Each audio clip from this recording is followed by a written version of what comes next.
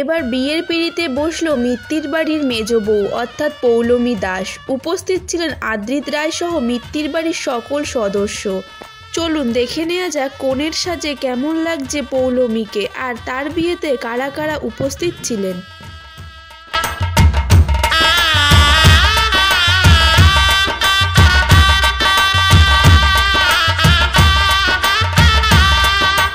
টলিপাড়ায় একের পর এক বিয়ের সানাই বেজে চলেছে। এবার বিয়ের পিঁড়িতে বসলেন অভিনেত্রী পৌলমী দাস।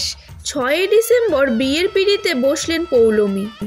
বর্তমানে অভিনেত্রীকে দেখা যাচ্ছে মিত্তির বাড়ির সেটে, আর কাজের ফাঁকে ছুটি নিয়ে করে ফেললেন বিয়েটা।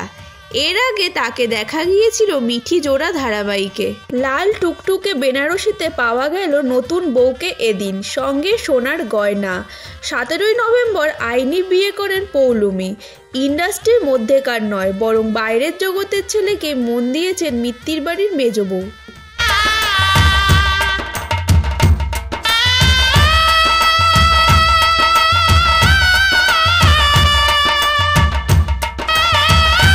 অভিনেত্রী পৌলমী দাসের বিয়েতে হাজির ছিলেন সৌরভ দাস, দর্শনা বণিক, উষসী রায়, সোহেল দত্ত, আদ্রিত রায় সহ মিঠি জোড়া ধারাবাহিকের সকল সদস্যরা। বিয়ে নিয়ে পৌলমীকে বলতে শোনা গেল, মনের মধ্যে অনেকগুলো আবেগ ঘোরাফেরা করছে। এতদিন এই বাড়িতে বাবা মায়ের সঙ্গে থেকেছি, কাল থেকে আর এই বাড়িতে রোজ থাকা হবে না, যা খুবই যন্ত্রণাদায়ক। তো বন্ধুরা, আমাদের সবার তরফ থেকে পৌলমী আর ঋদ্ধিমানের জন্য রইল শুভ কামনা।